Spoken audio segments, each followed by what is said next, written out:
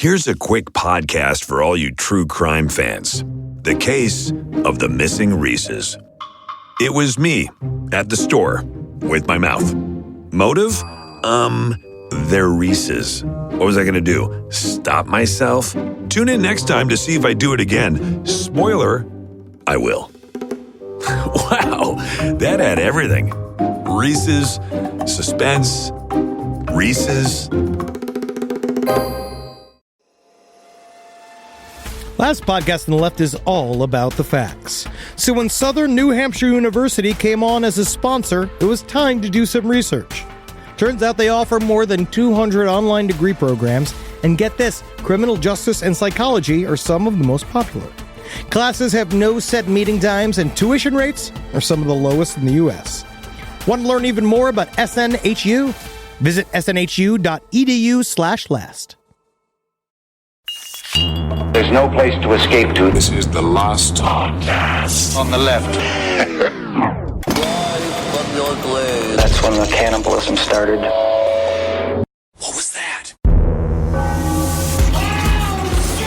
I'm not saying that I think that Alexei should have died. Good, but I am good. saying that there's a lot of stuff that wouldn't have happened if he had died, or even if a big bird had picked him up. Who knows? It happens. All right. Obviously, we are on to Rasputin Part 4. And to Henry's point, the only reason Rasputin was ever around was because this kid was sick. But, you know, they're trying to save a life. Yeah. And that's important. It's very The important. entire Russian Empire is hanging by a thread. Yes. And every single time they're like, oh man, everyone hates Rasputin. We should get rid of him. They're going to fucking come up here. They're going to kill all of us. And then they look over at Alexei and he goes,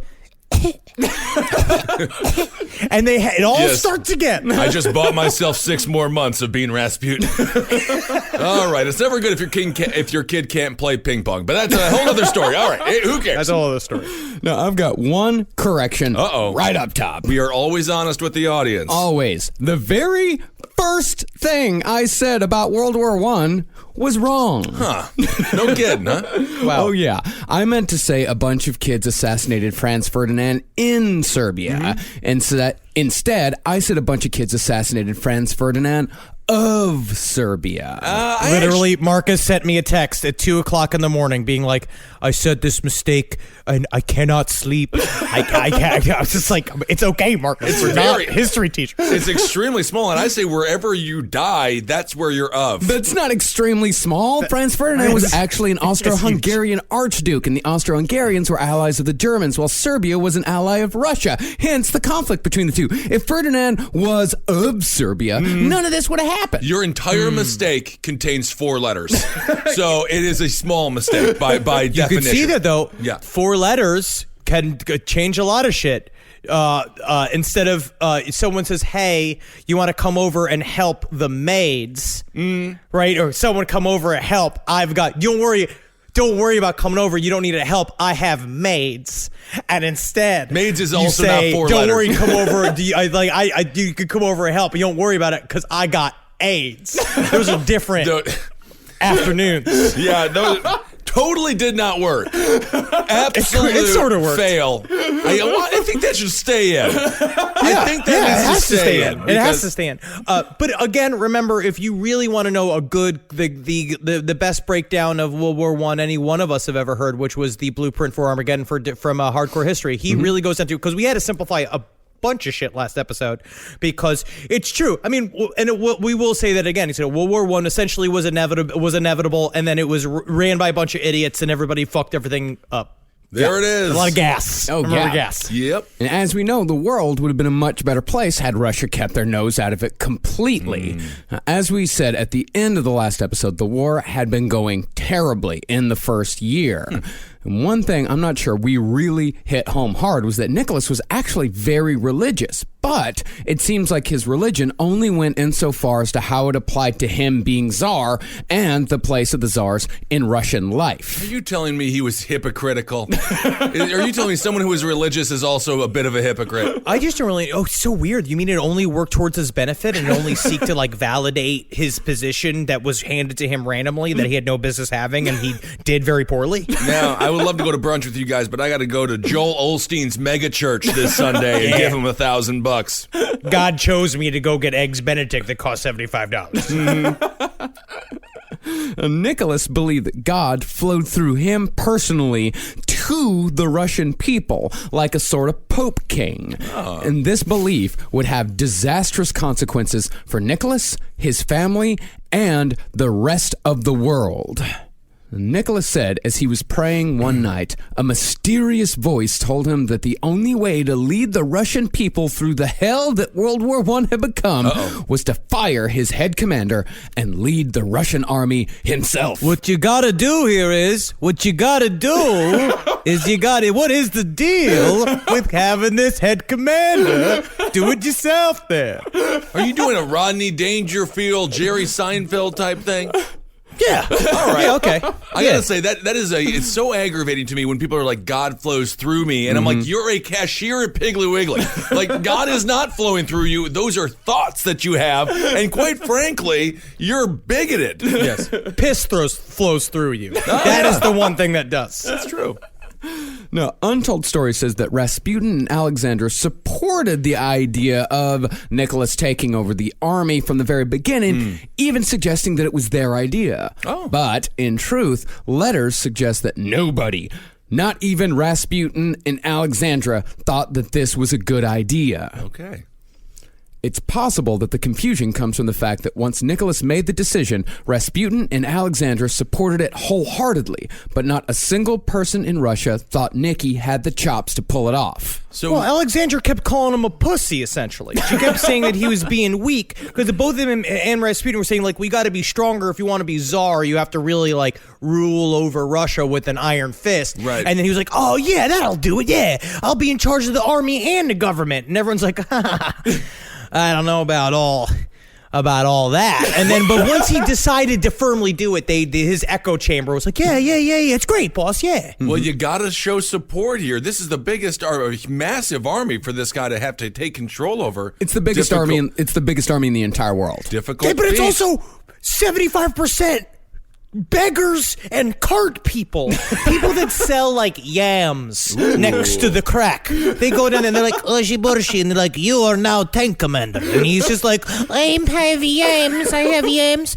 And so the Russian army was huge, and also because of that, because they were just all these conscripted peasant people that were forced to join the army. And then Nicholas he was just such a fucking moron. I mean, can it just be said enough? Yeah.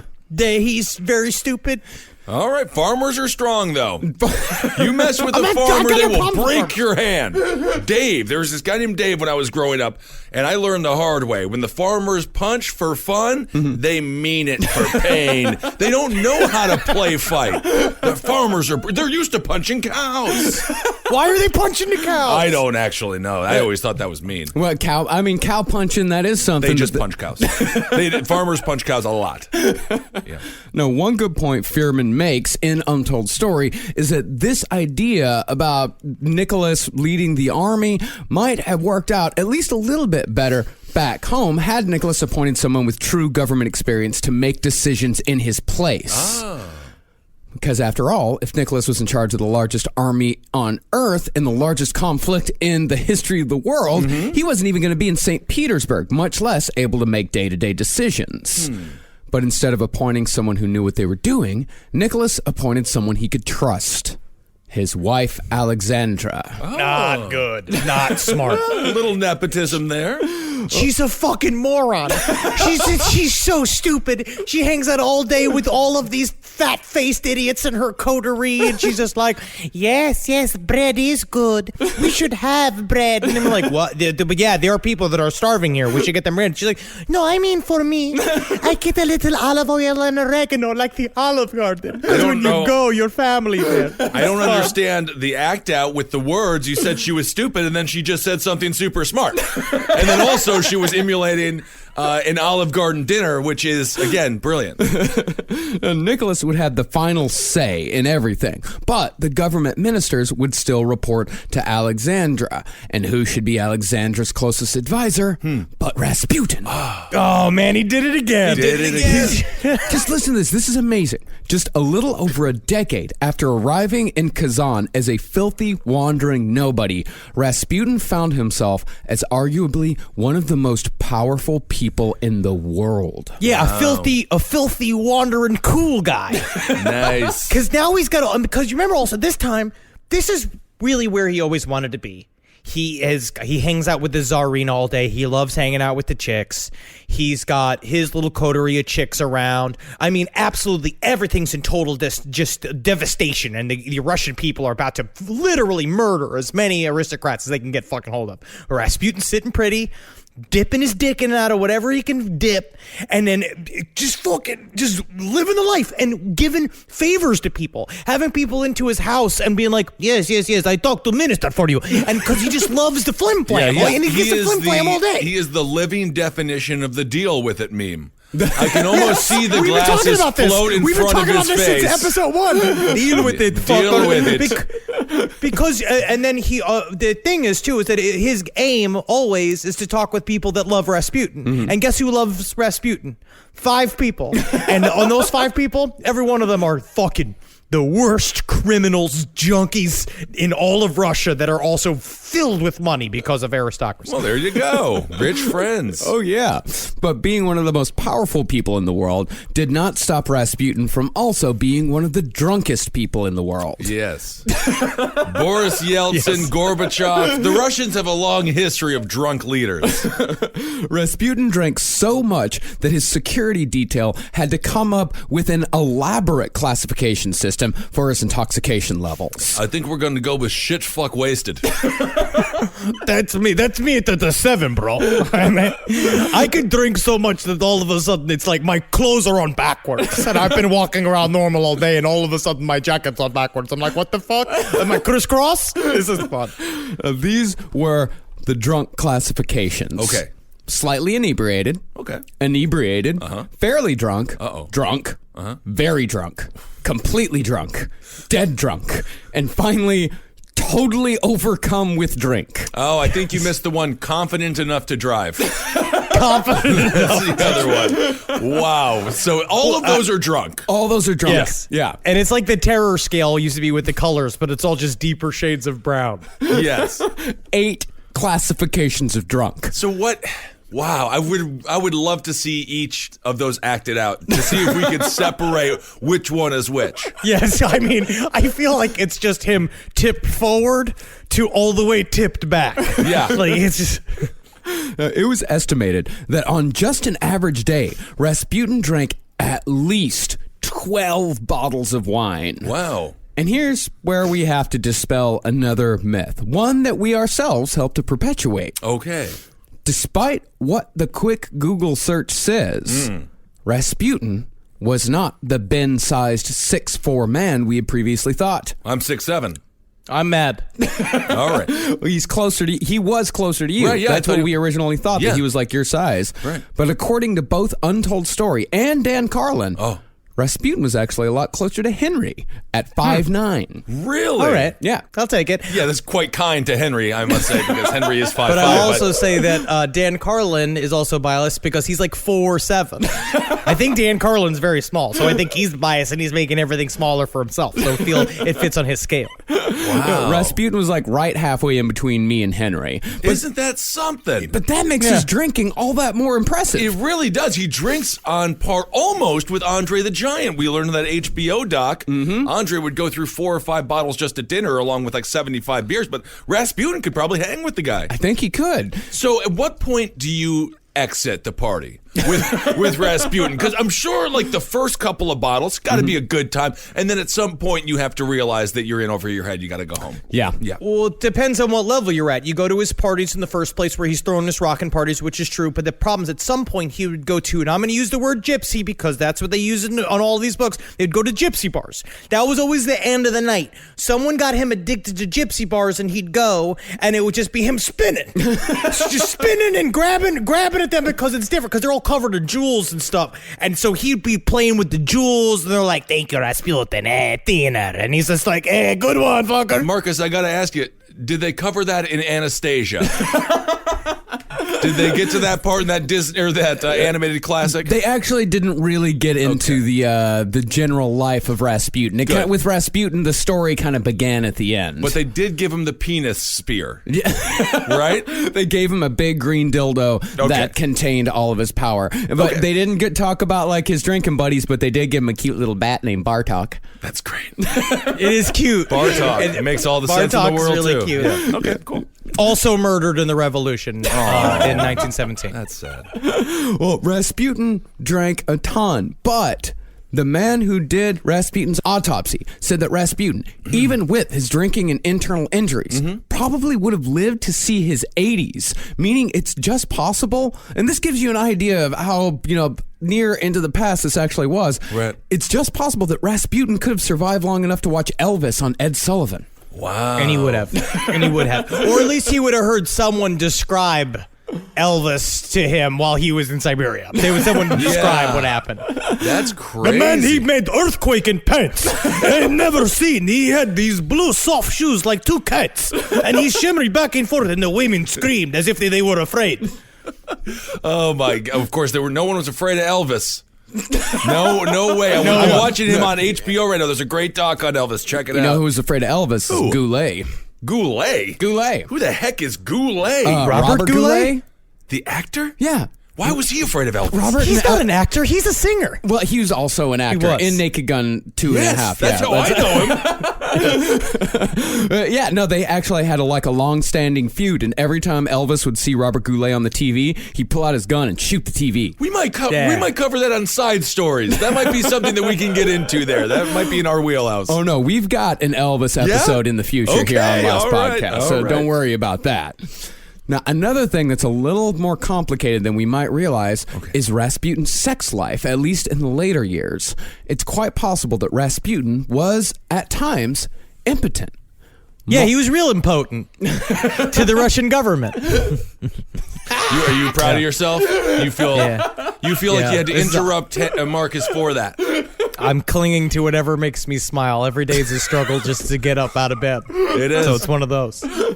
Multiple ladies of the night, including one named Peach, who was interviewed in the 70s. Wow. Said Rasputin never hired them for sex.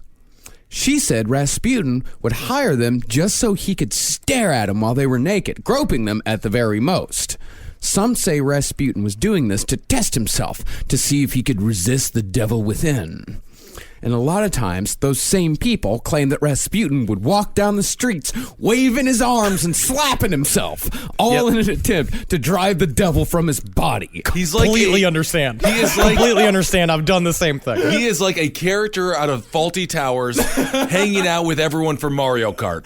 What is happening? This man is basically second in command. He is Rodney Dangerfield. He is new money that has shown up from the fucking podunks who doesn't know what else to do. It's all his dreams came true. It's crazy. And that's what happens to somebody when all your dreams come true. Sometimes you get fucking murdered. Yeah, that does happen. No, while Rasputin definitely did walk down the street slapping himself and waving his arms, he probably wasn't fighting off the devil. He was probably just very, very drunk.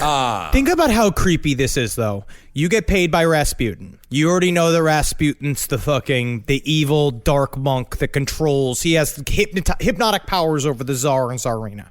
He hires you. He's hammered. He's walking the street going, "Oh, God, out the devil," slapping himself in the face. You go into a hotel room. He's like, "Let go of your clothes." She takes off all her clothes, and he just sits there going, No, Rasputin, no, not today. No, not on Wacky Wednesday. Wacky Wednesdays, no, never do that. Never. Well, that's a horrific situation. That sounds like Joe Cocker after a concert. That is horrible. But then you just have to put your clothes back on and leave. They're like, thanks for the money, and he says like, no, thank you for the money. What? It's like that thing when someone says have a nice flight, and you say, yeah, you too. Brian Regan, he's great, funny comedian. Have a nice life. And Rasputin had other trashy tendencies as well. On one trip back home to Petrovskaya, Rasputin got into a drunken fistfight with his dad. That's fine. that is rush. That out of all the things we've talked about on this show with Rasputin, that's the most normal thing he's done so far. He's getting into a drunken fistfight with his dad. Arkansas Saturday, Alabama Monday. It is, yes, that's totally normal. And he did this after his dad called him, quote, an ignorant old fool who only knew how to fondle Donya's soft parts. His father was right. Well, it's because the whole time they had a very rough relationship, him and his father. Yeah. Him and his father would get into several public fights, like full-on wrestling in the public square. This happened like several times. And it was because Ephraim saw right through Rasputin. The whole time he's like, you're just a drunken dude who'll say whatever the fuck it is that needs to be said to get on to the next level. And Rasputin's like, yeah. You mean they fucking winner? And he got really mad about that. And he could never stand Rasputin, the way Rasputin would brag, the way the Rasputin would come and give everybody gifts and everyone would show. Like, he took over the whole town. Their little town became a fucking hot spot of activity and of weird aristocrats coming in and out. Now fucking assassins and secret police. It's like Johnny Cash and his father. Very harsh, very, very hard relationship, and they didn't get along, and Johnny said, Dad, I made it. I'm number one on the charts, and that's how Johnny would talk, and he says, you're still a drunk loser to me, and take it from me, I'm a drunk loser too. I know when I see one. So Rasputin, in that fight with his father, his dad got a black eye, Rasputin hurt his hip, which gave him a permanent limp, and the two never spoke again. Oh. But despite all this, Alexandra still thought that Rasputin had hung the moon. Like, Rasputin could just do no wrong. Wow. Yep. She would send Nicholas Rasputin artifacts as almost holy relics while he was commanding his army out in the field. And they also came, like, these artifacts came with, like, instructions on how to use them. Like, she sent him Rasputin's greasy comb, telling Nicholas to pull it through his hair before making any big decisions. This guy is fighting a hellacious war. Everything is a nightmare. And he opens up a box and it's just a dumpy old comb. Covered sent him a turd at grease. some point. And it's just like, because the last person to do that since was Rick James. But that really was worth money. Yes. Yeah, she'd even send Nicholas, who is, by the way, one of the most powerful people in the world. She would send him crusts from Rasputin's leftover bread. She called these little crusts Rasputin rusks. And Great brander. She could sell anything. Yes. And she told Nicholas to eat these for the safety and victory of the Russian people. And that's where croutons were invented. It's very this not having an explanation to the people of Russia was really bad because everybody knew and it all leaked. All of this stuff leaked because her coterie would hear these little secrets and tell everybody, and Alexandra would always get so mad that her secrets between her and her husband would get revealed. But it's because every single person that was involved directly with them that wasn't a total criminal was trying to get Rasputin the fuck out of there, including the secret police that were reading all their mail. Rasputin was wasted. I'm sure Rasputin was telling everybody all of this stuff himself too. Yeah. Oh, hammered. Yes. Yeah, he was and he was even going further than that. Like, he was creating his own myth. Like, he would never come right out and say, like, I'm fucking the Empress. Right. But he would hint towards it constantly. And, shit obviously was getting really out of hand back in St. Petersburg. And by the way, at this point, St. Petersburg had changed its name to Petrograd to sound less German and more Slavic. Cool. That's always a good thing to do. Yes. Yes. Well, honestly, but that's very common because you remember when the one thing we didn't cover that I always wanted to forgot that when Rasputin first got to St. Petersburg, the first thing he asked Nicholas to do is that if he could change his name to Rasputin new Rasputin, like new Coke. And he was like, yeah, Can okay. I be, what if I'm like crystal clear Rasputin? Could that work? I would call you crystal clear Rasputin, but you're pretty fucked up right now. You're visibly intoxicated. You are not clear. Well, the end of Rasputin began when Rasputin started to get involved in domestic affairs. There began a time of what one government official called, quote, ministerial leapfrogging. Yeah, now we call that when senators fuck each other in the bathroom of the several gay bars of Washington, D.C. Ministerial leapfrogging, huh? Okay. Ministers were being dismissed left and right, and each time a minister was replaced, it seemed like the only thing that mattered about the new guy was how he felt about Rasputin.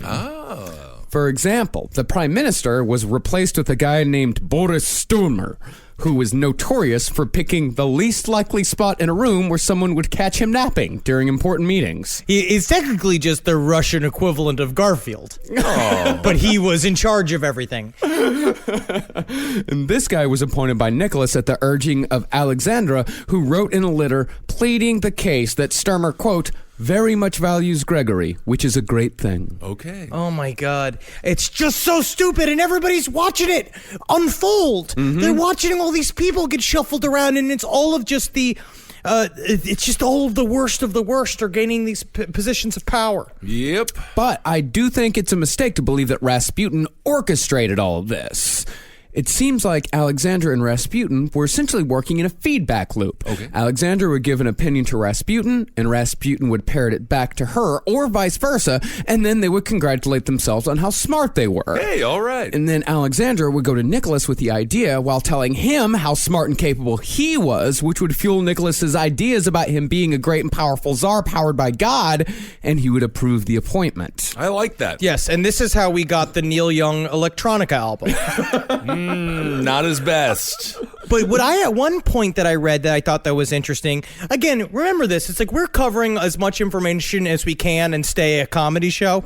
But if you could read the book Rasputin, Faith, Power, and the Twilight of the Romanovs, it's fucking great. It's very, very interesting, and there's so many fun characters in it. But one thing that they kind of spell out about Rasputin's ideas, too, is that they didn't even seem necessarily that evil. He was like Russia forward. He was against World War I. He was like trying to fix the food problems. That was his big thing, was saying that the people of Russia were starving. We need to figure out how to like get food to our soldiers and everything. Like he had these ideas, but amazingly they just sounded like they were naive. It just sounded like a dude that probably had no business speaking about military or domestic policy whatsoever, that somehow got to be an important aid to a czar that now is too busy to run shit, and his wife, who also just think it's cute to run an empire because she's a fucking moron. Inexperienced people in power. Yeah, right? Interesting. I also can't stop thinking of Neil Young playing a piano on like the movie. Like, remember Tom Hanks in Big when he played that big piano? That would be cute. Oh, that was so fun. Imagine And you Neil can Young imagine just his being like frown. so pissed off he has to move. He's so frowny the whole time, just stepping on the big keys, being like, I thought that this would be more badass, but I'm trying to do it about the American people. There is nothing greater than angry old folk singers. I love them. Now, the longer this ministerial leapfrogging went on, the lower the quality of the appointments became. One guy who was appointed to a high spot in the church opened up an ancient monastery to these wild parties where he would encourage guests to drunkenly terrorize the monks. Which sounds fun. It sounds It's like so fun. He literally sounds like Jeremy Piven from PCU. Is that what happened? Go to sleep! Go to sleep! Go to fuck to sleep! but it's true. This is a part of where I could see the infantile. What we currently have going on, I can see the sort of like the idea of it would be fun to watch everything be in chaos. Yeah. Like, and watching politicians pull their hair out and be like, oh, Rasputin. But this is what happens when it's a reality. When Rasputin really is in charge and it's just frat house hazing. It's just these guys spanking monks and shit and pouring vodka all over these. Like, they would go to all the fancy altars and shit, just pour vodka all over and be like, yeah, we fucking got that. It's fucking total chaos. If it was the perfect world and we just weren't a violent creatures, this was fun. Yeah. This is kind of fun. Yeah, if this didn't have like very real consequences that, still touch our lives to this day, Sure. it'd be super fun. Right. And then Rasputin got a friend of his named Alexander Protopopov appointed to be... Protopopov. Protopopov. Protopopov. Protopopov? Protopopov, that's how we're playing it. We're playing it Protopopov. Protopopov. He got appointed to be Minister of the Interior, which is pretty similar to being appointed head of the Department of Justice. Now, Rasputin had met Protopopov in a clinic where he was recovering from that stab wound from the woman with no nose. Hey, how you doing, man? What you in for, bro? My fucking guts got sawed up, but still, man, I still get crazy, man. Don't fucking slow me down. What are you in for, man? Proto wasn't in there for a wound. Proto, Yeah, what happened to you, bro? What's up? What's going on with you, man? I got my dancing shoes on. I'm ready to fucking go, bro. he was recovering from a nervous breakdown because of advanced syphilis. You know, Oh, you got syphilis, dude. You go fucking insane. You should be prime fucking minister, dude. that's great. So he's basically the head of the DOJ for the Russians. Well, it wasn't even just that. To make matters worse, while Proto was in the clinic, the doctor got him hooked on what was then called arousing powders. What is that? In other words, Rasputin managed to get a syphilitic cokehead appointed as the highest ranking law enforcement officer in all of Russia. That's fun. You know, at least he had the energy. At least he had the get up and go. But they said that his syphilis was so advanced that he had become completely insane. Protopopov would walk around yelling at himself and answering himself in interviews on the street after he'd already gotten the job of being, he got the job, and then he's wandering around being like, "You are the king of butterflies." "Yes, I am. Thank you very much. God, you're a handsome man. Do you want to make love to me?" Every single day of our lives together, just him alone. Yeah, that's one of the strange times where you have to be like, well, with any luck, he's just a Scientologist. Not absolutely crazy. To give you an idea of how much turnover there was, in the span of about 18 months, Russia had 4 different prime ministers, 5 ministers of the interior, because the syphilitic cokehead did not last long. He didn't, huh? Because he would cry. He would spontaneously just start crying and having these like fucking fits. And Rasputin's been like, "Good guy, right? I met him when my guts were all fucking carved up when I met that bitch with no nose. That fucking bitch." Oh, man. And Russia also had 4 ministers of agriculture, which was pretty goddamn important in a time when the entire country was starving to death. What kind of country would you think it is, Henry? Agrarian.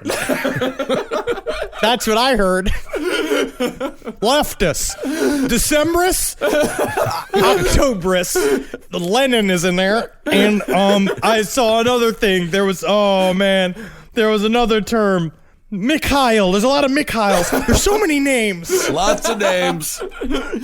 And everyone, from top to bottom, blamed Rasputin for all of this. Rightfully so, in a lot of ways. No, actually, I don't think so. You don't think so? No. He really wasn't involved in that much. There was a lot They going had to. The loyalty oath was to him. Not in every case. Like it was in some cases, but not in every single case was a loyalty oath to just to him. He was a powerful guy, though. He was a very powerful guy, but it wasn't Yes. only his fault. A lot of it was because Nicholas was left an inexperienced person in charge. Yeah. You know what it seems like too?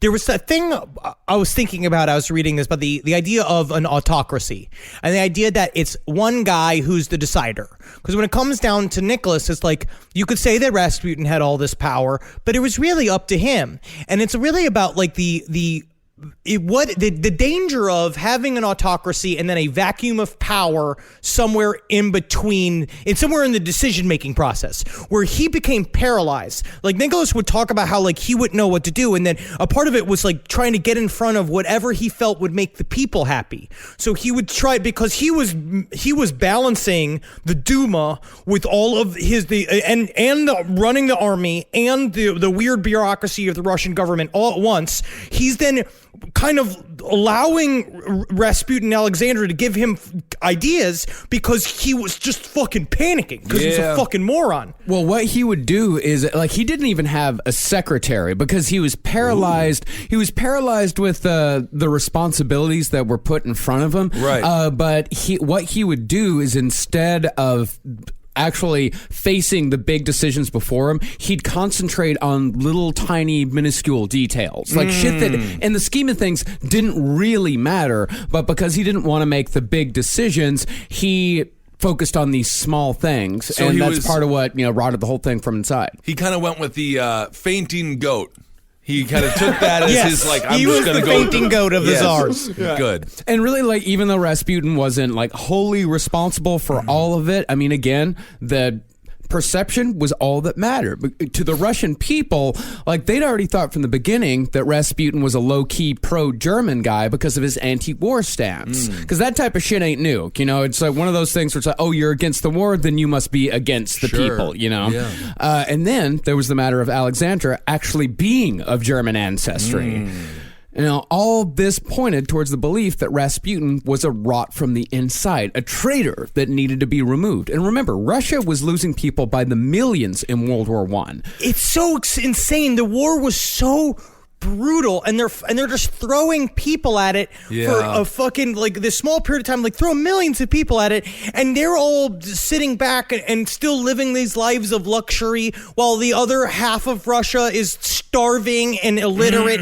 It was a very tough spot. I mean, I would make a concrete wall instead of just like a human. Not everything can be a human shield. Horrible what they did to them. They treated them like Legos. Yeah, and this wasn't like it was in World War II America, where like everyone pitched in on the war effort with pride. Like, it wasn't like it was here, where people had to go without rubber for a little while. Like in Russia, they were working in the factories nonstop for very little pay, and they were going without food altogether. They were having these riots, food riots, and the cops would show up to shut down the riots, and then they just joined the riots because they realized that they were doing this shit where they were trying to clamp down, but the tide was coming for them. What can you do? So when the hoi polloi and even the higher ups looked to the imperial family, they did not see a well-meaning woman trying to do her best alongside her magical peasant pal in charge of the prince's well-being. All they saw was a German empress and her drunken fuck clown making the decisions that were resulting in the deaths of their friends, family, and country. I prefer clown fuck. Yeah, I don't know if drunken clown fuck or fuck clown is an official title. It's not an official title. It's how the people saw him. I like it.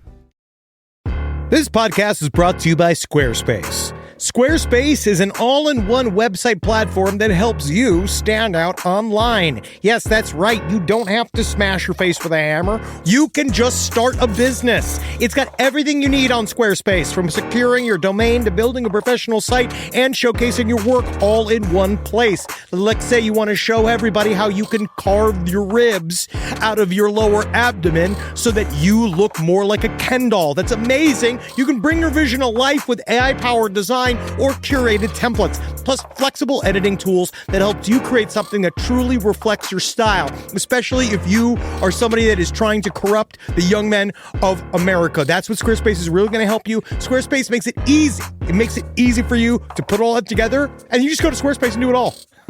Thanks, Braden. Head to squarespace.com/left for a free trial. And when you're ready to launch, use offer code LEFT to save 10% off your first purchase of a website or domain. Is there anything better than a summer evening outdoors? Enjoy your space to the fullest with new greenery from Fast Growing Trees. I love a big, thick bush. Fast Growing Trees is America's largest, most trusted online nursery, and they can send me a big, thick bush any time of the day. It arrives at work. It arrives at my car. I can pinpoint on a Google map where it is. Send me a big, thick, brown bush. And they send it immediately when they have it, because sometimes the shaver comes to town. I remember one time I ordered a cherry wood tree from Fast Growing Trees, and my God, I couldn't cut it down no matter what my father told me to do. I had to lie to him about it, and next thing you know, I became the first president of the United States of America.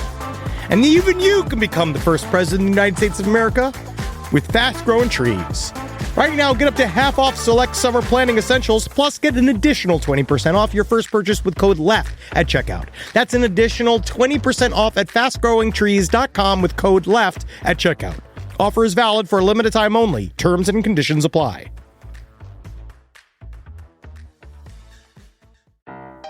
Hey there, everybody. Is your cell phone bill too much money? Are you getting that bill and you're like, hey, what is this? I can't believe for what? For 5G? Are you crazy right now? $100? I don't even barely got any bars when I'm just sitting in my living room, okay? You don't have to deal with that anymore. Are you ready for this? $15 a month. That's right, $15 a month on Mint Mobile. Yeah, baby. Get their wireless plan, because they're just sitting there on the T-Mobile 5G network, and it's just $15. Your whole life, you're just paying all this money every month. You're like, why? Where's it going? It's going to these phone companies that are robbing you. So go to Mint Mobile. Let them help you talk to your mom. So get your new wireless plan for just $15 a month. Go to mintmobile.com/LPOTL. That's mintmobile.com/LPOTL. Cut your wireless bill to $15 a month at mintmobile.com/LPOTL. That's it. There's no catch. Upfront payment of $45 for 3 months, $90 for 6 months, $180 for 12 months. Plan required, $15 per month equivalent. Taxes and fees extra. Initial plan term only. Greater than 50 gigabytes may slow when the network is busy. Includes up to 20 gigabytes hotspot. Capable device required. Availability, speed, and coverage varies. See mintmobile.com. So at the end of 1915, the aristocracy, seeing the writing on the wall, decided it was time for Rasputin to go. Oh, now it's time for him Gotta to go. go. Get out. Get out of here. Bar's closing. Get out. You know what's also true? Part of it is also with the aristocracy, with the autocracy, is that, like, Nicholas could have made him leave. Mm-hmm. At any time. At any point. At any time, he could have said, "For you get out of here. You get out of here." That's the point. That's supposed to be the ease and the structure of a dictatorship. It's supposed to provide this idea of, that's like the validation, right? Is that it's like it provides stability, and that somebody can come and there's like somebody that will always make some final decision and make sure things are always set and will do it a specific way. And he didn't. Maybe he got addicted to the bread crusts, and he was like, "Oh, only Rasputin can make the good bread crusts with his disgusting teeth." Can you imagine eating leftovers from Rasputin? Oh my god! Yeah, it's. I'd call them putons. Yeah.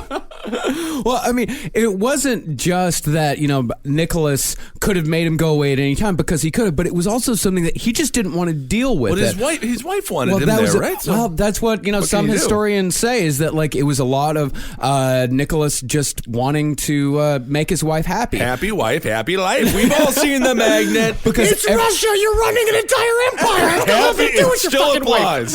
Well, every time that Nicholas would put his foot down and say, like, no, we're not going to do that, Alexander always go like, okay. Like, great. But it wasn't like she was a tyrant or anything like that, or that he was afraid of her or anything. Like, he was just trying to keep her happy. I know I'm away from home, because they were very much in love. He's like, I know I'm away from home, but maybe if your friend Rasputin is around, then that might make things with the kid, with Alexei, a little easier. Now I'm thinking about the scene on Roseanne last night where John said, or Dan Goodman's character, I think it's John. No, it's Dan. Where Dan told Roseanne to be nicer to Becky, their older sister. He was so scared after he told her to be nice. Oh my god. Sound like my mom when she gives me the weekly rundown of Big Bang Theory. I love that show. Hey, what did Sheldon get up to this week? What did Sheldon get up to? He said he was something about there was a Spider-Man. He said somehow it's Spider-Man. Oh, how does he even get into his outfit if there's no zipper on it? And I was like, oh, that's so true. How does he? It's funny. I love Sheldon. I love him. I wish we were all Sheldon. It's certainly not like if there was a true revolution in this country that he should be the first against the wall. No. The first plan for Rasputin's assassination was to send Rasputin on a pilgrimage with a friend, a guy named... Another vacation! Another pilgrimage. Okay. We're going to send him away with a guy named Father Martimian. Okay. Now, supposedly, a different minister of the interior who would replace the cokehead paid that priest to throw Rasputin from the train. Whoa, like the movie, throw Mama from the train. Which is an incredible movie. Owen loves his mama. Owen loves his mama. But it's possible that Rasputin either heard about the plot or just got a feeling because Rasputin canceled the pilgrimage at the last minute. Okay. But Rasputin definitely knew the end was coming. Oh. Because people were being quite clear about their intentions at this point. Right. Because Rasputin started getting letters from someone who called themselves the Avenger. Ooh, this story has everything. A it's fucking noseless woman, an avenger, a drunken monk. One of these letters read, in part, "Our fatherland is in peril. There is even talk of concluding a dishonorable peace. The very fact that you receive coded telegrams from Stavka proves your great influence. Thus we, the chosen ones, ask that you arrange matters so that the people are granted ministers responsible to them, and that the State Duma is reconvened, so that our country is saved from ruin. If you do not comply with our order, we shall kill you. No mercy shall be shown to you. Our hands will not shrink as did Guseva's hand. Wherever you go, death will follow you. The die has been cast." Oh my. Okay, I'd like to roll for sneak. I've got my D20. I roll for sneak. I make it the game always with the D&D. I make it the game. Under the radar Dungeons and Dragons reference. Very good. But it's true because they were saying up until now. I mean, like there was a point where the final time they all got together, Nicholas, they had a lunch, and Rasputin was not as fun as he had been. Apparently, since he got stabbed, he had lost kind of his magic. Yeah. He lost a lot of his smile. He lost his smile. He lost that sparkle that we've come to know and love. Like him dancing around. He's not shuffling as much. And one time they had lunch, and Rasputin, would give the blessings to everybody, and then he turned to Nicholas. He's just like, "This is not the time for me to bless you. This is the time for you to bless me." And they were like, "Weird. You always do the blessings."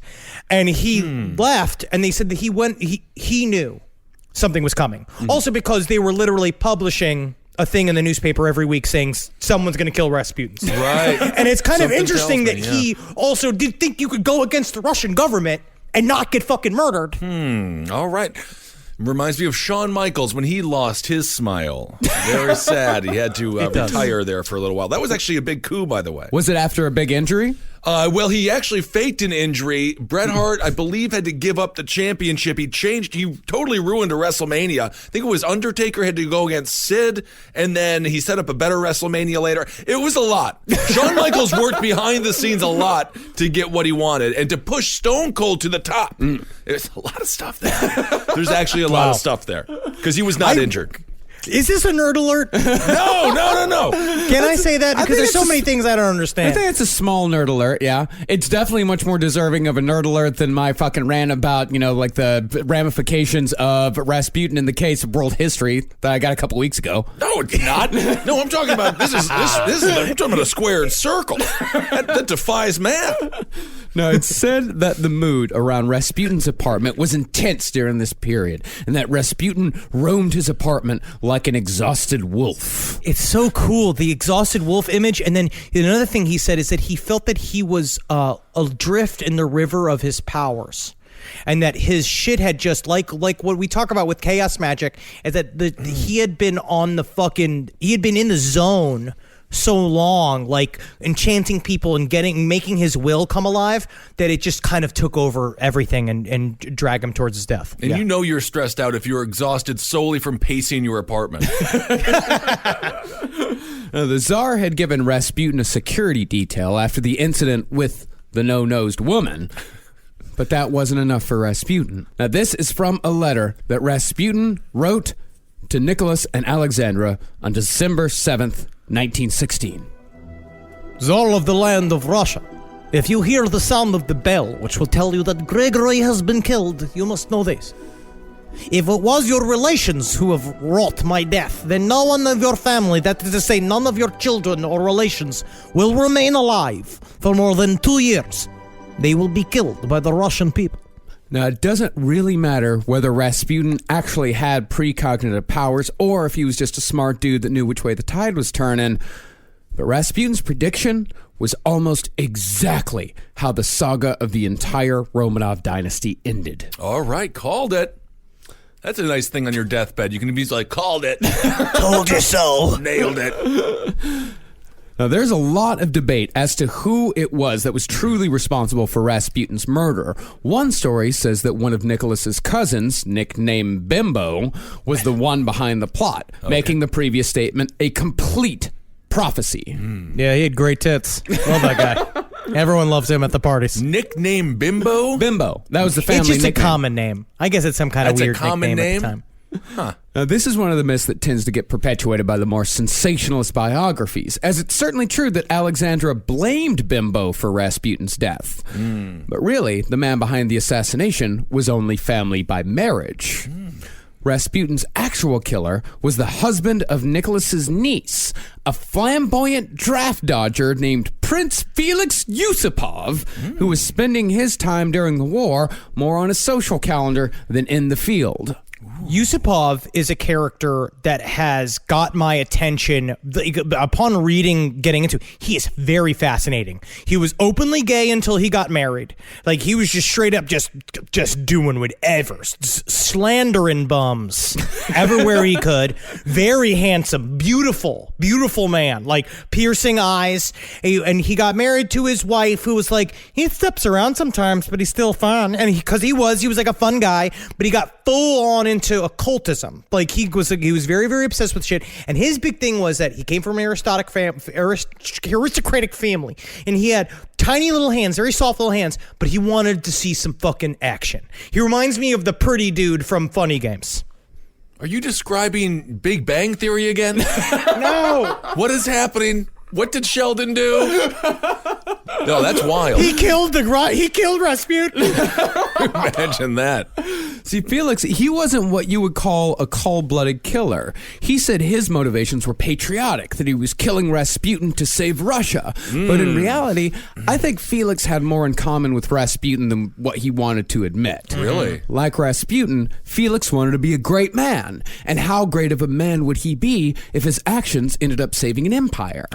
My feeling is that Felix could justify begging off military service while millions were dying in the fields of Europe, and do it in a way that made him a greater hero than any of them by killing Rasputin. He's sort of like a Russian John Wilkes Booth to some degree. He thought he was going to be a hero, and then everyone's like, you're going to have to die now.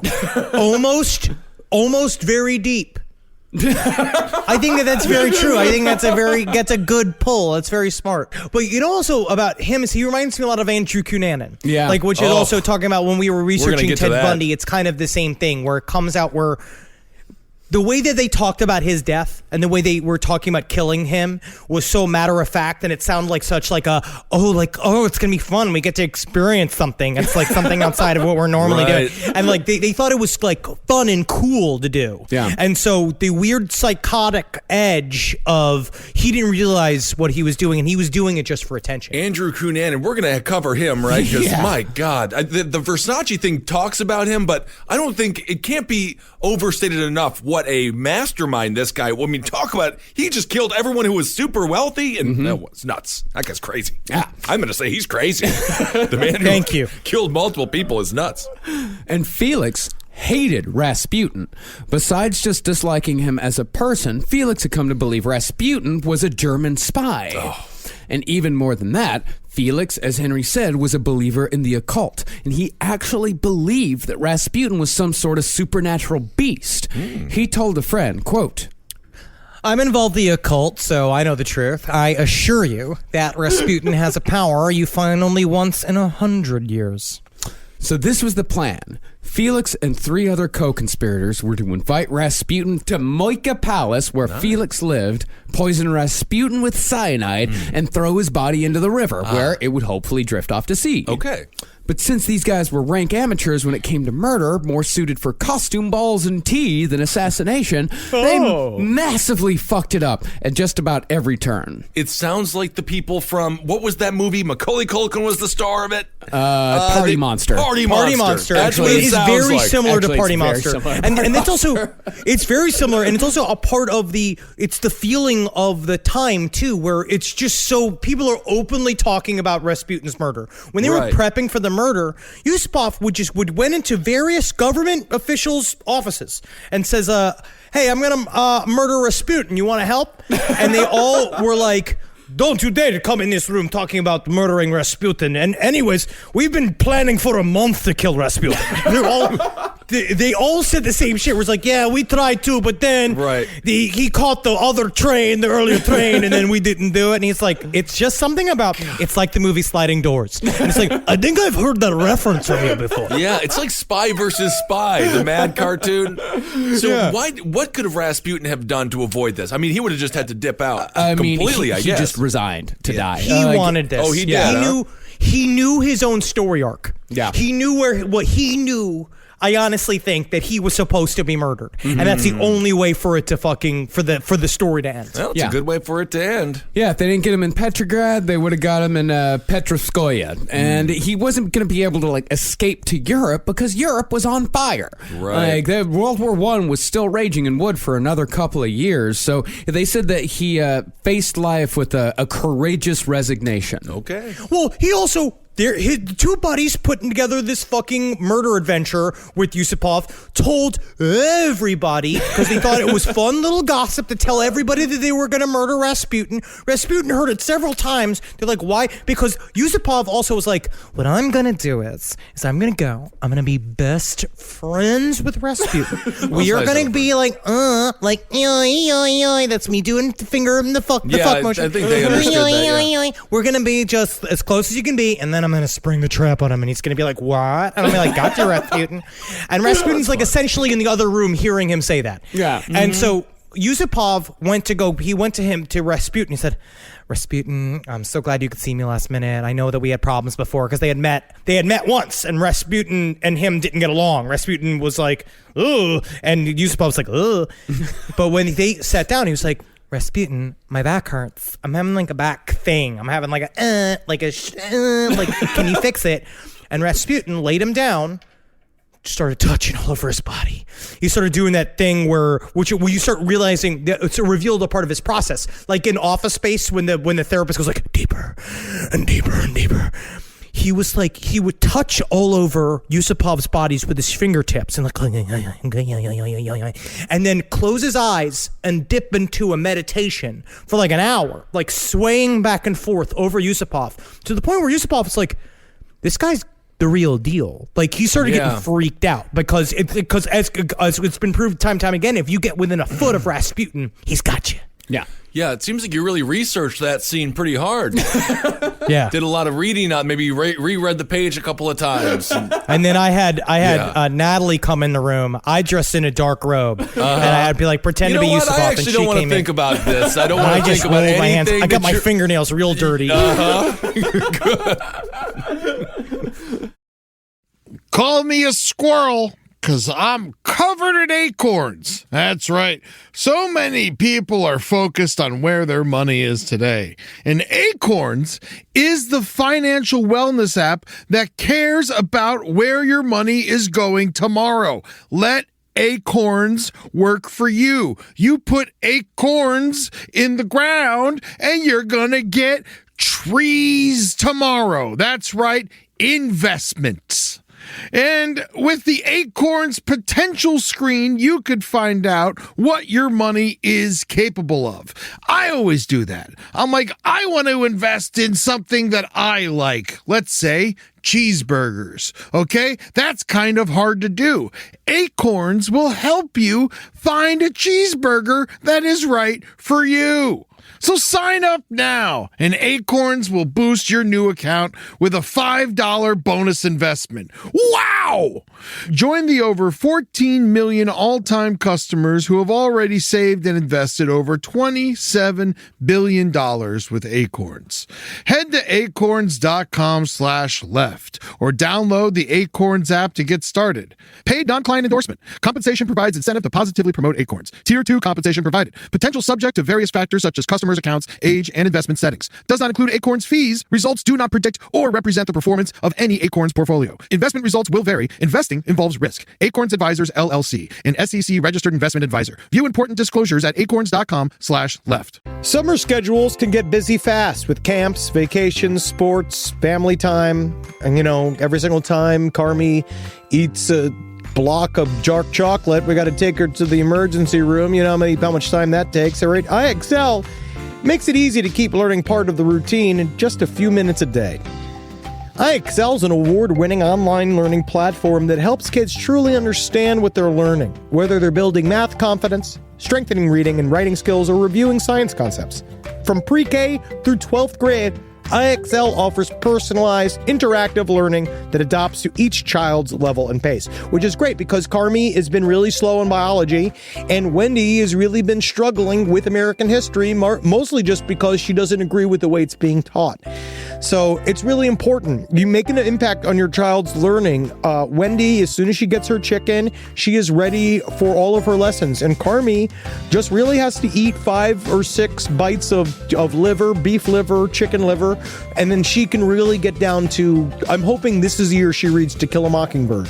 So really, IXL, thank you. Make an impact on your child's learning. Get IXL now. And Last Podcast on the Left listeners can get an exclusive 20% off at IXL membership when they sign up today at IXL.com/left. Visit IXL.com/left to get the most effective learning program out there at the best price. All right, I know what you're thinking. I like to go banking, but I don't want to give to these big old banks all the time that cater to the 1%. Well, go ahead and get yourself hooked up with Chime. It's banking built for you, not just those rich jerks. And they got thousands of fee-free ATMs because why pay to get your own money? Chime is working for you, man. You get your Chime card, you're going to get travel perks, you're going to get into airport lounges, you're going to get those chicken thighs. Every time I go to an airport lounge, I get chicken thighs. And you know what I say whenever I see a plate of chicken thighs? Give me more. Chime's going to get you those chicken thighs in these lounges, all right? Sure, they could serve other types of meat, but why would you when chicken thighs are so delicious? Chime is not just smarter banking, it's the most rewarding way to bank. Join the millions who are already banking fee-free today. Head to chime.com/left. That's chime.com/left. It only takes a few minutes to sign up. Chime is a fintech, not a bank. Banking services for Chime Card provided by Chime's bank partners. Optional products and services may have fees or charges. Stated cashback for Chime Prime only. No minimum balance required. For more information on travel perks, go to chime.com/disclosures. So when the prince looked at his social calendar, he found that his next free night was on December 16th. Oh, tell me that he wrote in the calendar, kill Rasputin. Pretty much. So the night was set. On that night, Rasputin was invited to hang out with the prince at Moika Palace. In preparation for the night, Felix and his conspirators, he had about 4 other guys that were working with him on this. Okay. They crushed cyanide capsules and baked them into rose-flavored sweet cakes, Rasputin's favorite. That's good, yeah. And they laced Rasputin's wine with the same. What now follows is the historically accepted version of the assassination of Rasputin. With the instruments of murder set in the dining room in the basement, the conspirators went upstairs to the study to wait out the murder plot. But to remove any suspicion that anything might be amiss, the prince had music playing upstairs when Rasputin arrived, telling him that his wife was having a get-together up there, and they'd join him later. Okay. And this was the song that was playing as one of the most pivotal men of the 20th century entered the palace where he would meet his doom. I'm a Yankee. A Yankee. Do or die. A real life nephew of my Uncle Sam, born on the 4th of July. Yeah. Just picture the singer draped in the "Don't Tread on Me" flag when he sings that. Oh boy! I love it. That song is very intense, by the way. The lyrics are like brutal, and it's like, hey, everything's just fine. And that's true. Yankee Doodle Dandy was playing as Rasputin walked in because Yankee Doodle Dandy was a big hit in 1950. Why wouldn't it be? That was the 1904 It was their version. thriller. That's when cartoon frogs could still get work in Hollywood. So Prince Felix took Rasputin to the dining room in the basement where the poisoned rose cakes and the wine were waiting.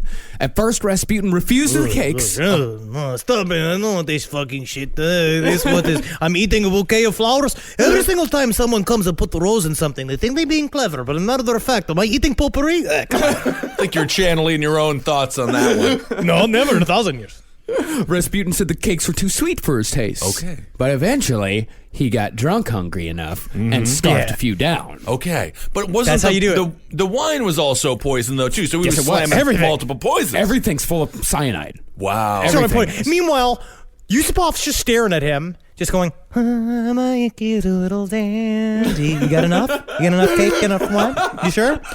Oh, me? No, I'm good. I'm watching myself. I have to fit into a corset for my renewing of my vows to my wife. To my wife. Now, Felix thought that this would be the end of it. Soon, the poison would take effect, and Rasputin would collapse to the ground, and Felix would strike a decisive blow for Russia without even leaving the confines of his palace. Oh. But Rasputin just got drunk. Yeah, his favorite. I love it. I love Rasputin in this one at this point. The amount of poison in both the cakes and the wine should have been enough to kill 5 men, but it had very little effect on Rasputin. A couple of times Rasputin said that he had a hard time swallowing, but that was it. I'm having a hard time swallowing. I'm having. It's just a full strawberry. That's the problem. Is that I was not chewing it, so I'm feeling fine. You got more of these cakes and wine? Because he's sitting there, he's drinking and slamming all this stuff while Yusupov's staring at him. He's got boys upstairs, like, looking down the stairs. Like, like, is he dead yet? Is he dead yet? Meanwhile, Rasputin's just having a great time. The only one partying in an empty room. Oh, yeah. And Felix sat there with Rasputin for an hour, and then Rasputin looks over into the corner of the room and sees a fucking guitar and is like, play me some songs. Hey, all right. And so as Felix was playing the guitar and singing Rasputin songs, Rasputin kept nodding off, which made Felix think, it's like, okay, the poison's finally gonna work now. But just when Felix stopped playing for a second, Rasputin would jerk his head up and say, keep playing, play me another song. Yes, it's fucking awesome. It's not. It should not be that easy to kill someone. No. He's you sitting gotta there work just for trying to come up with deep cuts, just being like, he's on the B side of Rumors. Just trying to be like, I hope you're dead soon, man. I haven't been fucking noodling for an hour. All right, Rasputin, this is a song. It's about smoke on the water. Here we go. Hey, wait a second. So is it like physically smoke? No, He's on the water, or is there a song behind that? No, this man just.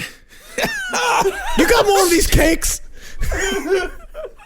So Felix eventually damn near on the verge of a nervous breakdown because he's just thinking, why won't you die? Just die.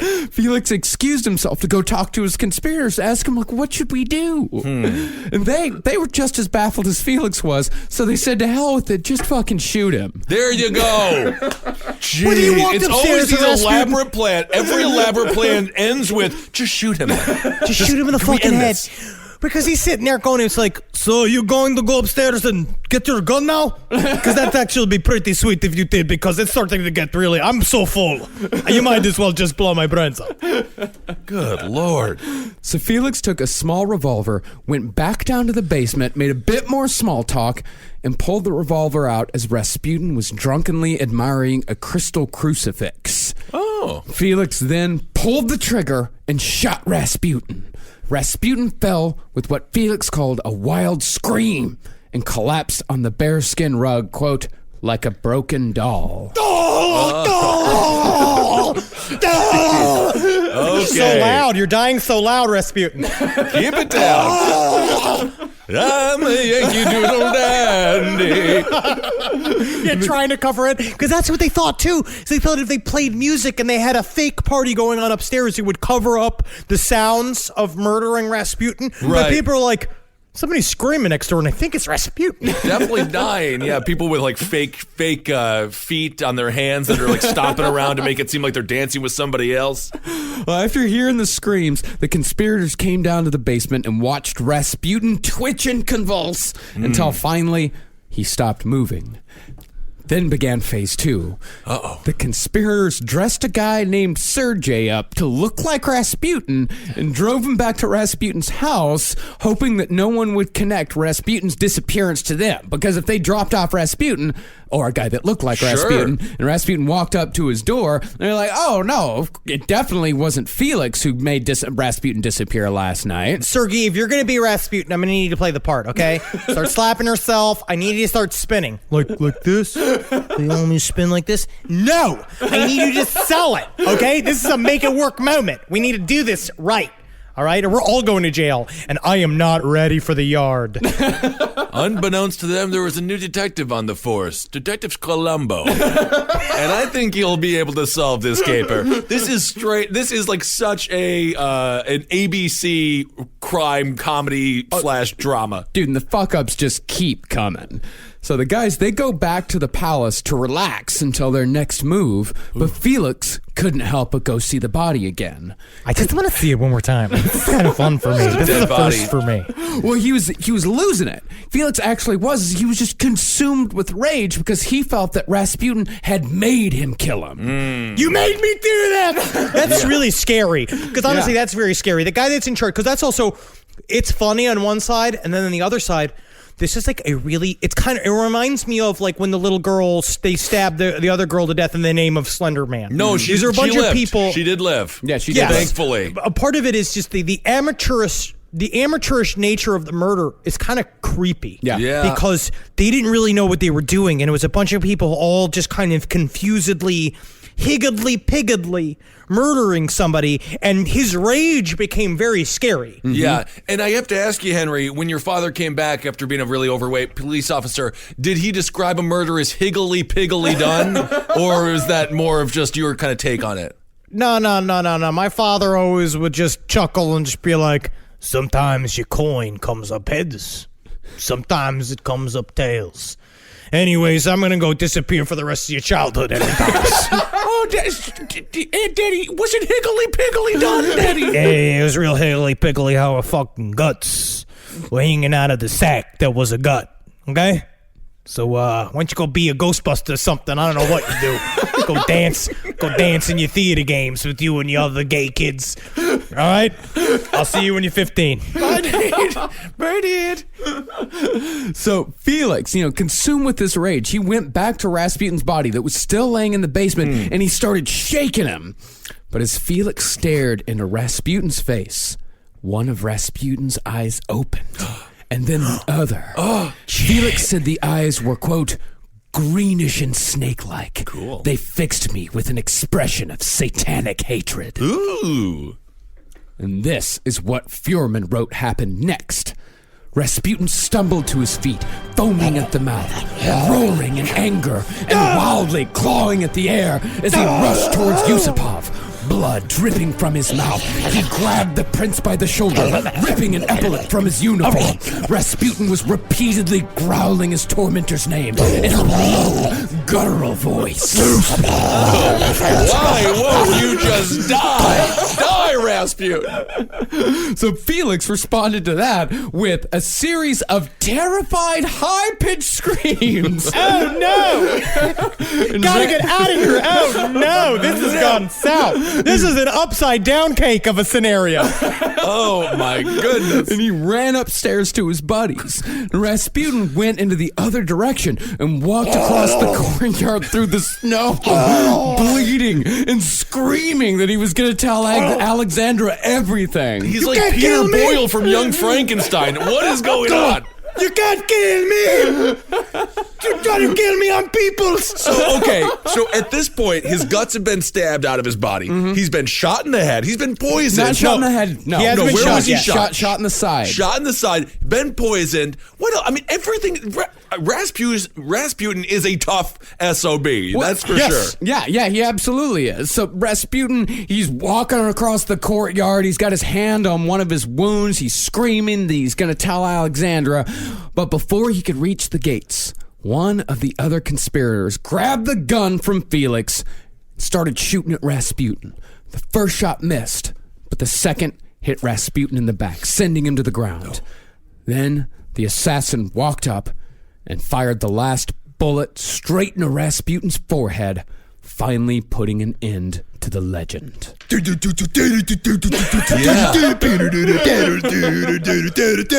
you shoot him once in the head and be like, are you gonna come back, Rasputin?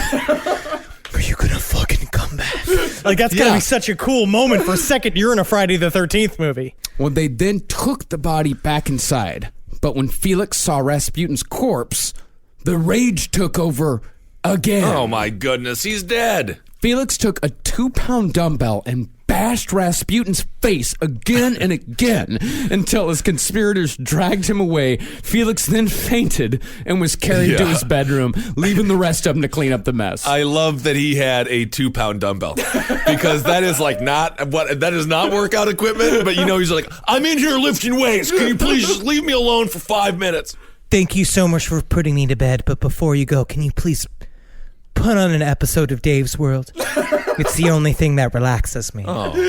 Harry Anderson. R.I.P. America's judge. So the other guys that were left rolled Rasputin's body in a curtain, bundled him into a car, and drove him out to a bridge. There, they took Rasputin's body and threw him over the side. Okay. But their plan was that Rasputin was going to sink. Right. And then eventually get washed out to sea. Yeah. But they forgot to wrap the body in the chains. What about the 2-pound weight? Just throw the 2-pound weight in there. Very, very stupid. And they forgot to attach the weights. Do we know if they're cartoon dogs? This seems extremely stupid. And when they threw one of Rasputin's galoshes over the bridge behind him, the galosh just landed on the ice on the river below. So their whole thing was that Rasputin would be thrown to the river, he'd be washed out to sea, and as far as anyone else knew, Rasputin just disappeared. Where's Rasputin? I don't know. Sure, yeah. Maybe he'll come back one day. But then when they found one of Rasputin's galoshes, they're like, oh, someone killed Rasputin. Yeah, I guess the river didn't read the script the way that they wrote it, and You're was supposed confused. to be a part of this, River. I saw Pocahontas, and Pocahontas said that the river is everybody's in a relationship with that. Okay? These guys are so dumb. It's so stupid. Got you, bro. Rasputin.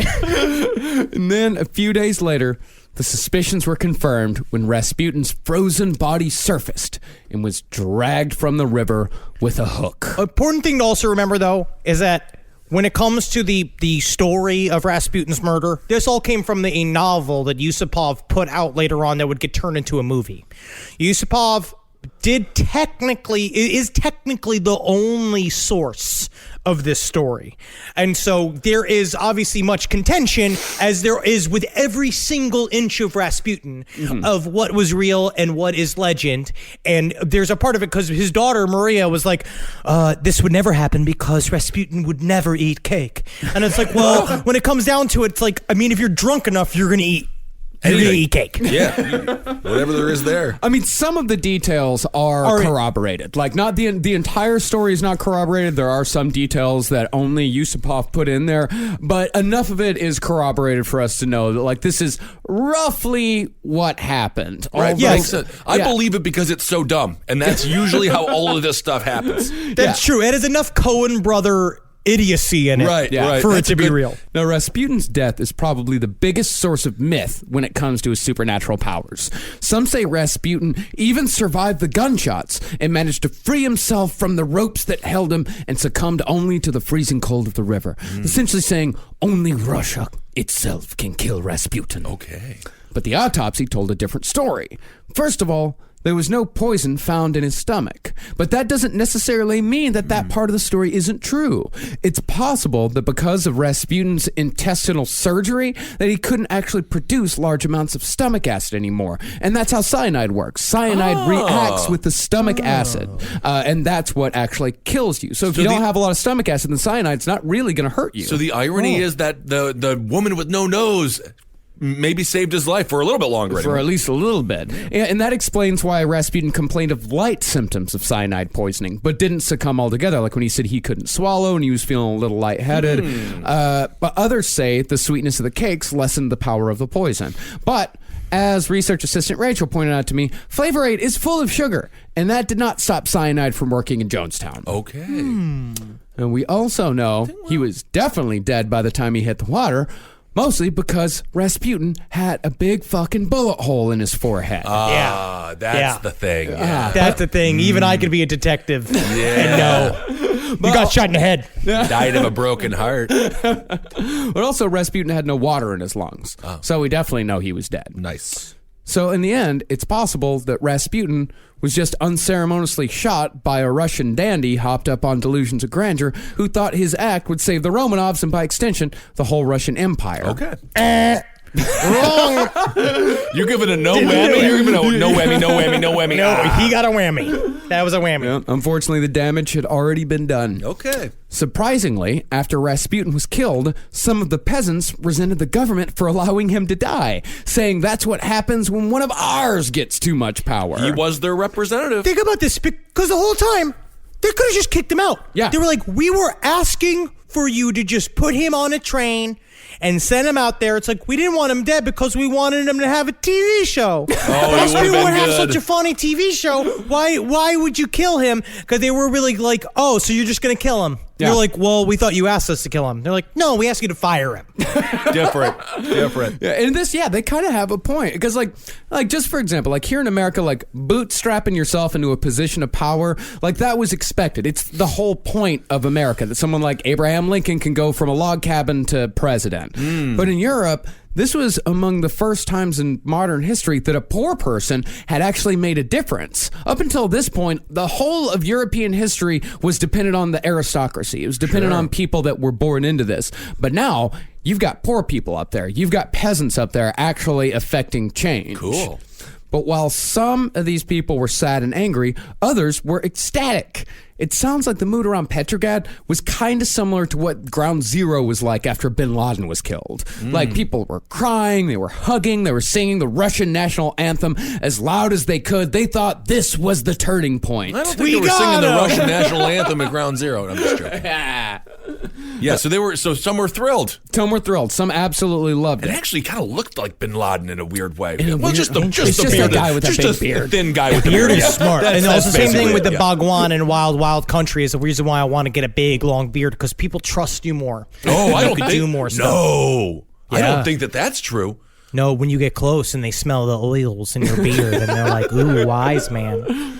Well, for Nicholas's part, it was reported that when Tsar Nicholas got the news that Rasputin was dead, a look of serenity and happiness washed over his face. Wow. So like Charles Grodin from Beethoven or Richard Dreyfuss from What About Bob? The same look of relief. It's over. It's over now. Yeah. Alexandra, though, she surprised everyone by facing it with strength because everyone thought like Alexandra was just going to fall apart. Like, she would never be the same. But she just called the whole thing, quote, a sad fact, but nothing more. Huh. And that's what they have there in Russia. When you eat a popsicle, on the popsicle stick, they don't have fun facts. They have sad facts. And nothing more. And nothing more. Nothing more. But it kind of feels like a breakup almost. Yeah. Where they like, it's this whole thing. They thought, well, we could never get rid of Rasputin. And then the moment is dead. They're like, oh, wow. I guess we could. Oh, he's gone. Look at and that. It's been like, you could have gotten rid of him fucking 3 years ago, and we wouldn't be dealing with this horse shit. Well, she must have been sad, but now what happens to this kid? Yeah, well, and they didn't have time to think about that. Do you think that maybe if I make a little nest, Daddy, I could be a bird instead of walking? I can fly. You're really fucking bumming me out. Bummer out. Things fell apart very quickly for the Romanovs after that. I mean, World War I had only gotten worse. 3 out of 4 soldiers were casualties, and farmers were being taken off their land by force to fight, making the food shortages even worse. You don't want me to fight. I'm scared of corn. I'm having a hard time doing this job, man, because it freaks me out. Gee, just horrible odds here. Yeah. 3 out of 4. 3 out of 4. I'm sure the 4th one was like injured horrendously as well. Yeah. So on International Women's Day, thousands of women joined striking factory workers in a march against the war and against the autocracy. That day, soldiers obeyed the orders of the imperialists and opened fire on their own people. Not good. But the next morning, after a night of thinking about how horrible it was that they had just fired on people who only wanted bread, the soldiers switched sides and the February Revolution began. Woohoo! No.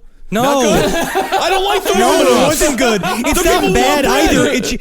It's just what happened you're for afterwards. the Romanov family? You don't know how this story ends. They get bread. Give them the bread.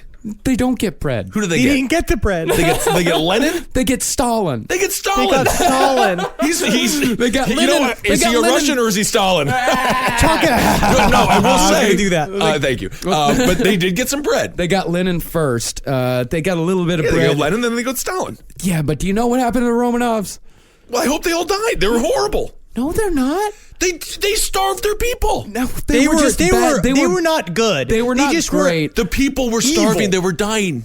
They did not deserve the death that they got. Well, let's get into it. Yeah. I'll make my final decision. Yeah, after, you might want to rethink that opinion after we tell you how the Romanovs died, including their All right. children. Well, I did read. I'm going to put it this way: if you want to fight, give your people for your right to be a dictator, which is a whole sadder version of that song. But if you want to say, I'm a dictator, I deserve this, it was given to me by God. I mean, I don't know what to say. I mean, this is how dictators go. This is how it happens. This is what you Anyway, wanted. but let's right? get into this. This is what you wanted. You wanted to be the guy that the fate of Russia would fall upon at the very end. The final equal sign would be put on you, and it would be you knew if you didn't win this war, they were gonna fucking kill you. And what'd you do? You fucked it up. You messed it up. They're gonna fucking kill and you. You're killing your farmers. You're killing your people. But anyway, let's get into it. So with the people in revolt, the generals finally abandoned Nicholas after letting him bumble his way through 2 years of commanding. So in order to avoid a full-on civil war in the middle of World War I, Damn. Nicholas Lots of wars. abdicated the throne. So after the abdication, the provisional government ordered Nicholas's arrest, and the entire Romanov family was imprisoned in Alexandra Palace, where people would come to gawk at them. People Nicholas called gapers. Well, we're not going to get into that. We're going to move. Well, now there are some on. very talented women in the San Fernando Valley that are now called the Gapers. That's fine.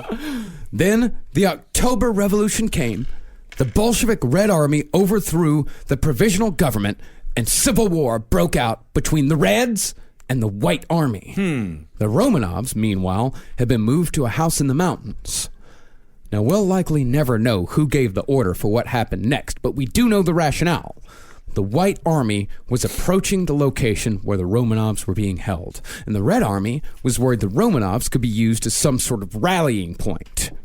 Plus, Vladimir Lenin, leader of the Bolsheviks, had always held a grudge against Nicholas ever since the Tsar had ordered soldiers to open fire on peaceful protesters back in the First Revolution in 1905, killing hundreds. The White Army moving in was likely just the excuse Lenin had been looking for ever since the Romanovs had been captured.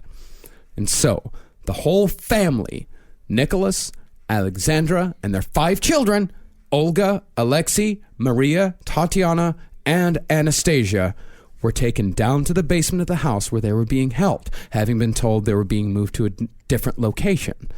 There, in the basement, the commander in charge told Nicholas that the decision had been made to execute him. The last words spoke by the last Tsar of Russia before Bolsheviks ended their reign forever was nothing more special than, "What? What? Okay. All right. Well, there it is. Well, nope, not done. No. Huh? Nicholas and Alexandra were killed almost instantly as the Bolsheviks opened fire, but the children weren't so lucky.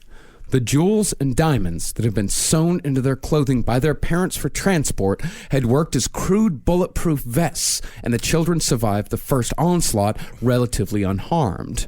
And so, the soldiers finished the job up close and personal. Tatiana, Maria, and Anastasia were stabbed to death with bayonets. Olga, the oldest, was shot in the head. And poor little Alexei, whose hemophilia had been the door that let Rasputin into their lives, was killed by a gunshot to the head as well. All right. That's all you got is all right? Yeah. This family murdered their own people. Everyone is horrible in this story. And I do feel bad for the children, obviously. Yes, the I do children. feel bad for the children. The children. But I'm telling you, you can't starve your own people and expect not to have ramifications for your actions. They were horrible leaders. They let Rasputin in through the door. My sympathy is It's a obviously the kids. I tragic love the story. kids. Please. I love the children. Obviously, I love the children. I'm circling. There's nothing better than I love the children. It's Love the absolutely children. wonderful Love the what they children. did with the children. But the people were struggling. The people were absolutely struggling, but but that's the thing. It's like I think Nicholas and Alexandra are tragic figures of history. Yeah, I think so. I think they're tragic figures because this job was thrust upon them, and at the end of the day, it's a job. This job was thrust upon them. They didn't really want it, and they were bad at it. And they didn't were have the goods. Fucking awful at it, and because they were so bad at it, people died. You know who else was? It's too current to venti.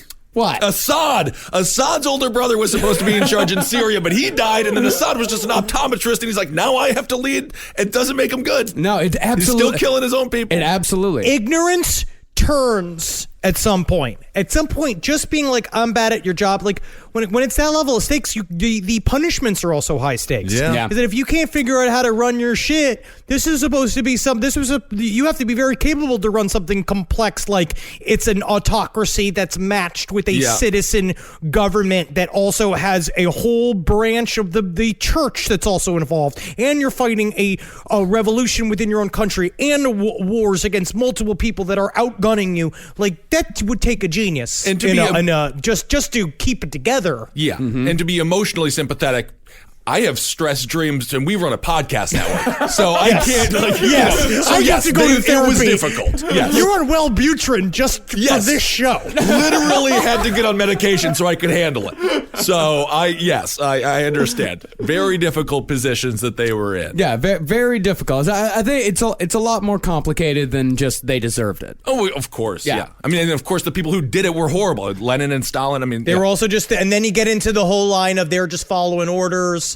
They don't know what to do. There's a whole level of blame is very difficult in context of international And history, you know what? I guess. You talk about my fucking family history, bullshit. but I know for a fact I would not follow orders because when I worked at Taco Bell, I doubled the sour cream, doubled the cheese, doubled the beef. This is why you're not a Everyone loved soldier. me, and I was fired for not following orders because I wanted to feed the people of Stevens Point, Wisconsin. And you're just sitting there like, I just got to say there's a difference between legal and right. And the people of Taco Bell will follow me. So after this whole family was killed, their bodies were transported to an abandoned mine, sprinkled with sulfuric acid, and dumped inside as the soldiers sat around eating boiled eggs. So Russian. Wow. Yeah, I don't know why the boiled egg thing is. Doesn't that stick with you? Because the flecks of dirt get on it. It's a lot of it's a sulfur food there. that collects particles, and so like all the flecks of all the dirt and everything gets on him. And he's like, "Oh, I did not recall bringing pepper, but it's spicy anyway." Whatever. Yeah. All right. But when soldiers realized that someone might find the bodies, they brought them back out and took them to a second, deeper mine. I'm actually surprised how bad they are at getting rid of bodies in Russia during this everything. time. Man, I thought this was something they could really handle. I'm skipping over so much here as far as them transporting botching this. It is gosh. What actually happens. The full story of what happens just to the bodies of the Romanovs is horrifying. Okay. Like it is. It's more than what I want to go into. Did they cover it in Anastasia? Or did they also glaze over this part? Awesome. They glazed over that as well. Okay. So they're taking the bodies over to a second mine, but the truck carrying the bodies got stuck in the mud. So the men decided it didn't really matter where the fuck the Romanovs were buried, and they were all drunk and tired because they'd been up all night. So the last czars of Russia were buried in the middle of the road in a place called Pig's Meadow. So they literally were just, this'll do. This'll do. Everyone is drunk. This whole story is just about drunks with power. Yeah. Yes. So despite what the legends say, it was conclusively proved in 2007 that all of the Romanovs, including Anastasia, died horrible, cruel deaths in a basement in Russia 100 years ago this summer. Wow. On the night of July 16th, 1918. July 16th. Wow. Okay. And as far as what happened to others in the story, Rasputin's daughter Maria fled Russia and died in Los Angeles in 1977. Dude, she lived in L.A. during the 60s and 70s. Yeah, she was a crazy figure in history. Yeah. She was like, didn't she did horse training? She did a bunch of she did a lot of circus performance and she was on the scene for a while. As far as what happened to Ilyador goes, remember Ilyador, Rasputin's greatest spiritual nemesis? He ended up as a janitor in the MetLife building here in New York City. Talk to every janitor you see. You never know if they're a secret wizard. Yeah, he ended up a janitor here in the city. He spent his weekends preaching at a Russian Baptist church, and then he died in Bellevue in 1952. History's awesome. It's so those weird. parts of history. It's so much fun. He was just around. Imagine what's that janitor muttering about in front of Rasputin? I mean, that's crazy. Can you imagine that? Can you imagine the old guy at work, during break time, bitching about Rasputin? I had a personal beef with Rasputin. That is nuts. And Rasputin won. Yeah, and then meanwhile, some kid just peed himself in the hallway. He's like, gotta go. Gotta go again. Gotta go wipe it up. Rasputin! And then there's the matter of Rasputin's cock. Uh-oh. Yeah. Isn't there a matter about that? Okay. And that's how we're going to end this whole Okay. thing. Some say that after Rasputin's death, his genitals were sawed off and spirited away by his followers and worshipped as a relic for decades after. Okay. Eventually, the cock mysteriously ended up in a sex museum in St. Petersburg, where it is still to this day on display in a big jar of formaldehyde. I've seen It's a big one. Yeah. It's a real bell top, too. It's got a real thick bottom and a real thin top. Yeah, it's interesting looking. But unfortunately, we've got one last myth to dispel. Yeah. While Rasputin certainly had a pretty big hog, Can't take that away from him. can't take that away. Yeah. The member on display in Russia is in all likelihood a well-disguised horsecock. I just wish I could meet that artist that lopped the cock off that horse just to turn it into a fake human dick and call it Rasputin's cock. I'm sure that he was a good man, a good father. Oh, my. Somewhere there's a horse missing a cock, and that's sad. Most likely, Rasputin's cock was unceremoniously cremated along with the rest of him on the side of the road leading out of St. Petersburg, and his bones were thrown in the river to wash downstream into legend. Bye, All Rasputin. right. I'll miss you. I will miss Rasputin in my life because I like bopping around with him. You know, when it comes down to it's like, yeah, he did a lot of terrible things. He's a bad person. But he just shows that if you work hard enough and if you just believe in your own horseshit just enough, you could be president of the United States. All right. Well, there it is. 4 parts Rasputin. Yeah. A full month. Huge thanks to Putin. Rachel, Yes. as always, on this one, who really helped out a ton with research. Thank you, Rachel, as always. Thank you, Rachel. So I have a couple of thank yous I just want to say right up top. First of all, I have received some very lovely gifts in the mail that have been really very nice, that have almost made me emotional, if I could.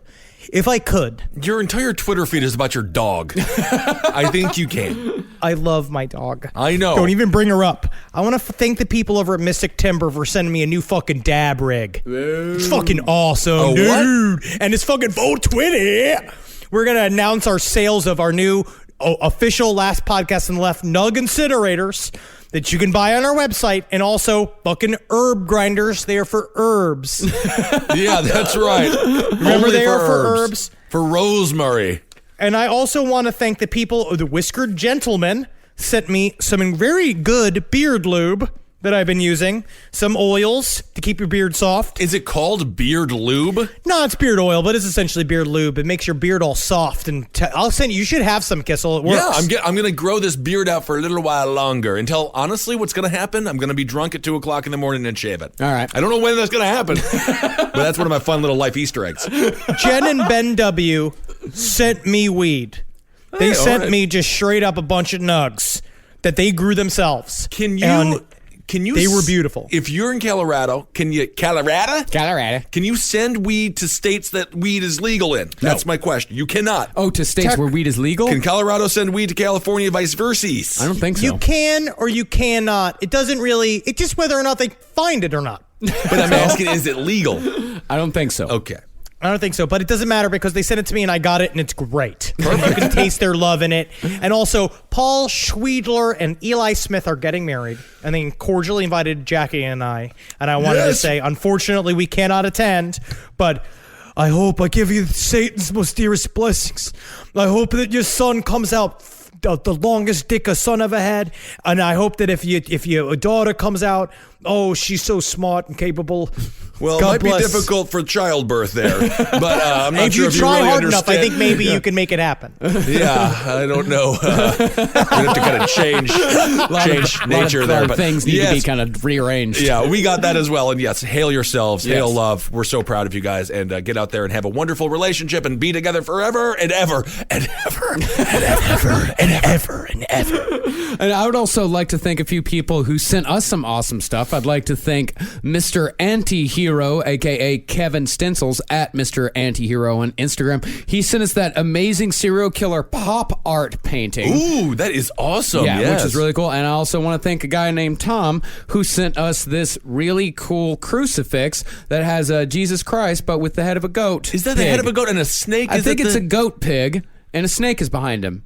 And it is a really well done crucifix. It's extremely well done. I don't know if he did this himself or if he. And honestly, it's no less sacrilegious than a crystal crucifix. Yes, like I hate gold crosses. It's not the point. I hate it. And we've got a whole bunch of other mail that I haven't even been able to go through yet. But we'll be sure to thank people when we get through. Yes, thank you all so much for everything, and thanks for giving to our Patreon. Henry and I got another interview coming up for you next week.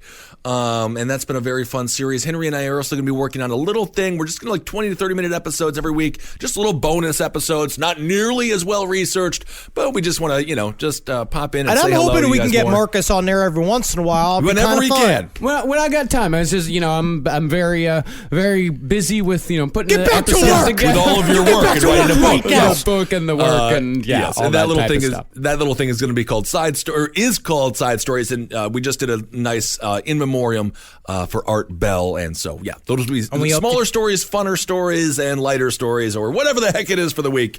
I'll never let it be light. About. It's never going to be light. It's always going to be evil for the rest of our lives. Again, your Twitter feed is only about a dog. No, I made a couple of good jokes. You become me.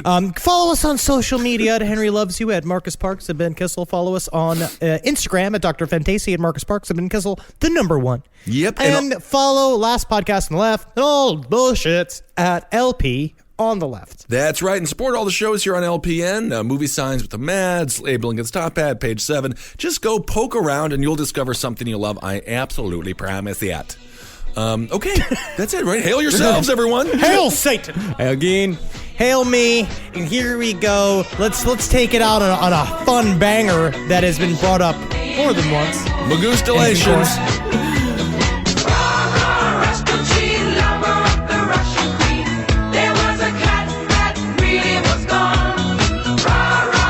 What would you do if you could get more? More dinner parties with friends. More gear for your garage band. More places to discover.